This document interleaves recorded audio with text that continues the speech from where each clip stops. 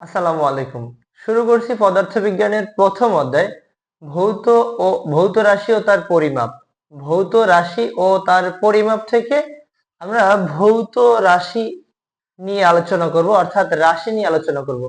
আর দ্বিতীয় হলো এই পদার্থবিজ্ঞানের প্রত্যেকটা অধ্যায় ধরে ধরে, প্রত্যেকটা অধ্যায়ের প্রত্যেকটা লেসন, প্রত্যেকটা পার্ট ধরে ধরে এখানে ক্লাস ভিডিও আপলোড করা হবে। ফিজিক্সের শুরু থেকে শেষ পর্যন্ত ক্লাস ভিডিও থাকছে, এবং প্রথমে প্রত্যেকটা অধ্যায়ের থিওরি থাকবে। এখান থেকে এমসিকিউ থাকবে, শর্ট কোশ্চেন থাকবে, ইভেন সৃজনশীল কোশ্চেনও সমাধান করা হবে প্রত্যেকটা বোর্ডের কোশ্চেন ধরে ধরে। তো সবাইকে সবাইকে আমন্ত্রণ জানিয়ে শুরু করতে যাচ্ছি পদার্থবিজ্ঞানের প্রথম অধ্যায়, অর্থাৎ ভৌত রাশি ও পরিমাপ থেকে ভৌত রাশি এই পার্ট নিয়ে। প্রথমে আমরা একটু দেখব রাশি। রাশিটা কি জিনিস, অর্থাৎ যা কিছু পরিমাপ করা যায় বা যা পরিমাপযোগ্য তাদেরকে আমরা রাশি বলি। রাশি রাশি হলো যা পরিমাপ করা যায় বা যা পরিমাপযোগ্য। এই ভৌত জগতে যা কিছু পরিমাপ করা যায় তাকে রাশি বলে। রাশি যেমন কি হতে পারে, যেমন তুমি তোমার পড়ার টেবিলের দৈর্ঘ্য পরিমাপ করতে পারো, তুমি তোমার দেহের ভর পরিমাপ করতে পারো, এবং তোমার হাতে থাকা ঘড়ির মাধ্যমে সময় পরিমাপ করে তুমি সঠিক সময়ে কিন্তু বিদ্যালয়ে যেতে পারো। তার মানে আমরা বুঝতে পেরেছি যে যা পরিমাপ করা যায় বা যা পরিমাপযোগ্য তাকে রাশি বলে। অর্থাৎ এই ভৌত জগতে যা কিছু পরিমাপ করা যায় তা রাশি বা তাকে রাশি বলে। এখন রাশিকে কয় ভাগে ভাগ করা যায়? রাশিকে সাধারণত যদি বলা হয় দিকের উপর ভিত্তি করে রাশিকে দুই ভাগে ভাগ করা যায়। সেটা গতি অধ্যায়ে আলোচনা রয়েছে, এবং প্রথম অধ্যায়ে আলোচনা আছে যে শুধুমাত্র গঠনগতভাবে রাশির, একটা হলো মৌলিক রাশি এবং একটা হলো লব্ধ রাশি, রাশির প্রকারভেদ। প্রথমে রাশি। রাশি হলো এই ভৌত জগতে যা কিছু পরিমাপ করা যায় বা পরিমাপযোগ্য তাকে আমরা রাশি বলি। এ ভৌত জগতে যা কিছু পরিমাপ করা যায়, জগতে যা কিছু পরিমাপ করা যায়, যা কিছু পরিমাপ করা যায় তাকে রাশি বলে। পরিমাপ করা যায় তাকে রাশি বলে। যেমন তুমি তোমার টেবিলের দৈর্ঘ্য সেন্টিমিটারে মাপতে পারো, বা বড় কোনো কিছুর দৈর্ঘ্য তুমি মিটারে মাপতে পারো।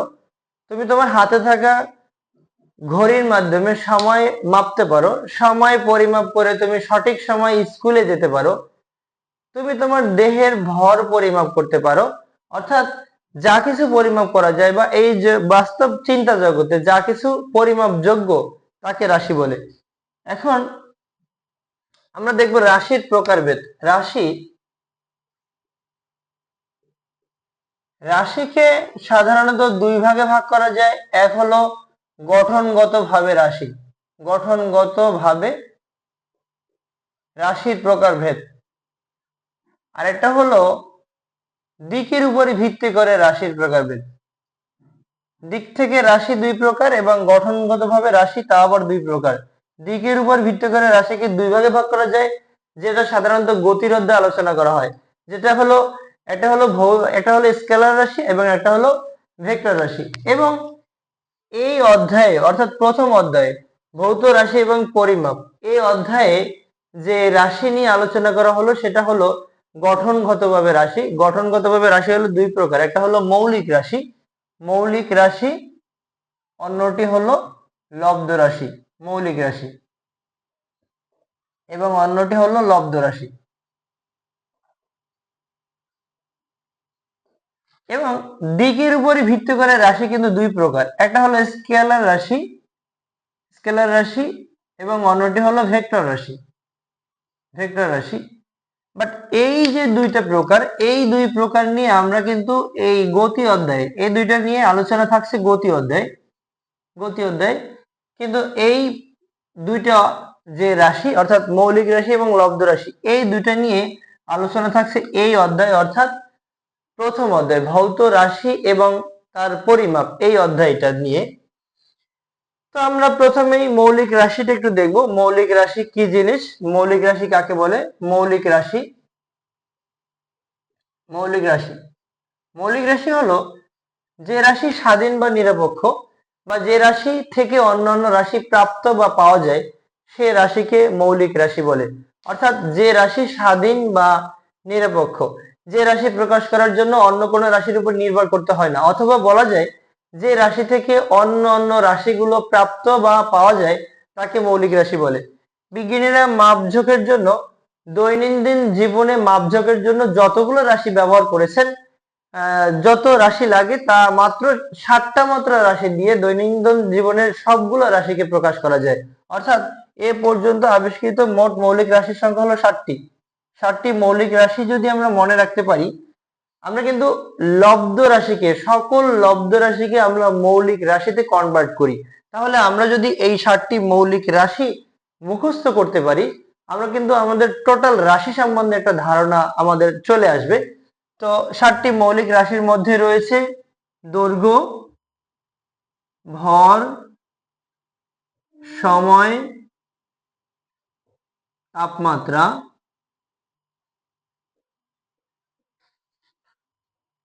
তড়িৎ প্রবাহ,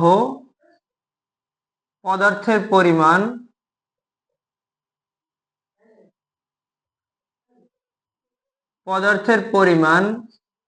দীপন তীব্রতা,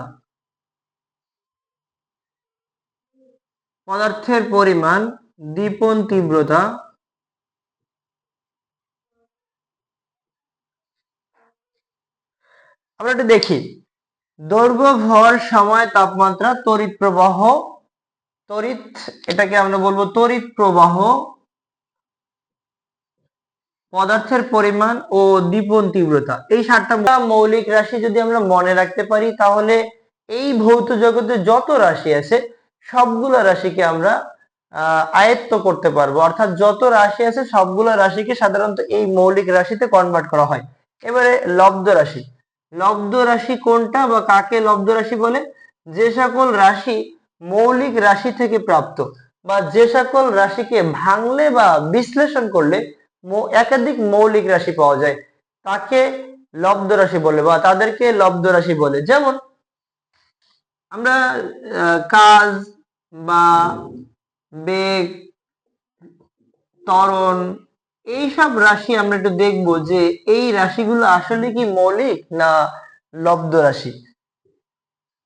এখন এই জায়গায় কাজ, বেগ, ত্বরণ এই সমস্ত কোনো মান কিন্তু আমরা উপরে 7টি মৌলিক রাশির ভিতরে লিখি নেই। যেহেতু এই 7টা মৌলিক রাশির ভিতরে এই রাশিগুলো অনুপস্থিত, তাহলে আর যাই হোক এই রাশিগুলো কিন্তু মৌলিক রাশি হতে পারে না। মৌলিক 7টা রাশি ব্যতীত অন্য যত রাশি আছে সবগুলোই হবে লব্ধ রাশি। এখান থেকে আরেকটা কোশ্চেন আসে, যেটা যে দেখাও যে বেগ একটি লব্ধ রাশি, দেখাও যে ক্ষমতা একটা লব্ধ রাশি, বা দেখাও যে কাজ একটা লব্ধ রাশি। এরকম এখান থেকে কিছু কোশ্চেন আসে, আমরা একটু দেখব। দেখাও যে ত্বরণ একটা লব্ধ রাশি, ত্বরণ একটি লব্ধ রাশি।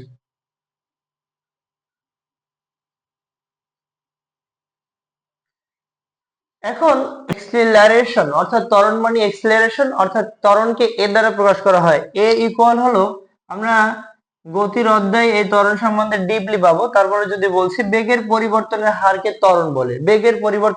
ত্বরণ বলে, অর্থাৎ এ ইকুয়াল ভি ভাগ টি। আমরা যদি এখন লিখি ত্বরণকে যদি আমরা ভাঙি, তাহলে আমরা পাবো বেগ বনাম বেগ ভাগ সময় পাবো, বেগ ভাগ সময়। এখন 7টা মৌলিক রাশির মধ্যে কিন্তু আমাদের বেগ ছিল না, বেগকে আবার ভাঙতে হবে। বেগ ভি হলো সরণের পরিবর্তনের হার, অর্থাৎ সরণকে যদি আমরা সময় দিয়ে ভাগ করি তাহলে আমরা বেগ পাবো। তার মানে সরণকে যদি আমরা সময় দিয়ে ভাগ করি, এখানে একটা সময় এবং আমাদের আরেকটা সময় ছিল, তাহলে সময় এবং সময়ের বর্গ হবে, সময়ের বর্গ। অর্থাৎ ত্বরণকে যদি আমরা ভাঙি, দুইটা মৌলিক রাশি পাই। সরণ বা দূরত্ব একই জিনিস, সরণকে আমরা দূরত্ব হিসেবে লিখতে পারি, সরণ সরণ অথবা দূরত্ব। অর্থাৎ ত্বরণকে আমরা ভাঙলে দুইটা মৌলিক রাশি পাই। যেহেতু ত্বরণকে ভেঙে একাধিক মৌলিক রাশি পাওয়া যায় অথবা একাধিক মৌলিক রাশি থেকে এই ত্বরণ এই রাশিটা প্রাপ্ত, তাহলে বলা যায় ত্বরণ একটা লব্ধ রাশি। অর্থাৎ ত্বরণকে ভাঙা বা বিশ্লেষণ করে একাধিক মৌলিক রাশি পাওয়া যায়। এবারে যদি আমরা আরো দুই একটা দেখি, যে ত্বরণের জায়গায় যদি আমরা এখান থেকে দেখি যে কাজ একটা লব্ধ রাশি অথবা ক্ষমতা একটি লব্ধ রাশি, দেখাও যে কাজ একটি লব্ধ রাশি। যদি আমরা কাজকে ভাঙি, আমরা এই কাজ সম্বন্ধে পাবো চতুর্থ অধ্যায়ে, এলোবোরেটলি পাবো। এই প্রত্যেকটা অধ্যায়ের অর্থাৎ প্রত্যেকটা পার্ট ধরে ধরে ক্লাস ভিডিও থাকবে।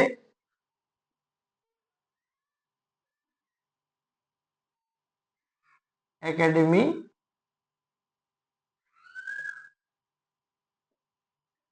এই চ্যানেলে অর্থাৎ ফিজিক্সের সকল অধ্যায়ে প্রত্যেকটা পার্ট ধরে ধরে ক্লাস ভিডিও আপলোড করা হবে। এখানে থিওরি পরিপূর্ণভাবে আলোচনা করা হবে, এমসিকিউ পুরোটা আলোচনা করা হবে, সিকিউ যত বোর্ডে কোশ্চেন আসছে সবগুলা কোশ্চেন এখানে আপলোড করা হবে। তো এখান থেকে আমরা দেখব যে দেখাও যে ত্বরণ একটি লব্ধ রাশি, এটা তো আমরা দেখলাম। এবারে আমরা দেখব দেখাও যে কাজ একটি লব্ধ রাশি। চতুর্থ অধ্যায়ে কিন্তু কাজ সম্বন্ধে আমরা বিস্তার আলোচনা করব। তো তারপর আমরা একটু যদি জানি যে কাজকে ওয়ার্ক বলে, কাজ W = F(s) বল ইনটু সরণ। অর্থাৎ কাজ, তাহলে কাজ ইকুয়াল আমরা বলতে পারি কাজ ইকুয়াল হলো বল ইনটু সরণ, বল ইনটু সরণ। সরণ যেহেতু সরণ বা দূরত্ব, সরণ যেহেতু মৌলিক রাশি পেলাম, এই জন্য সরণকে আর ভাঙতে হবে না। যদি এখন আমরা আবার বলকে ভাঙতে পারি, বল 7টি মৌলিক রাশির মধ্যে ছিল না। বল মানে force, F F equal F হলো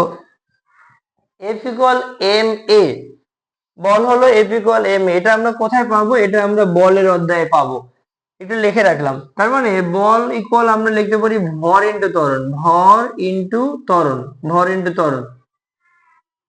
আর এখানে সরণ তো থাকছেই।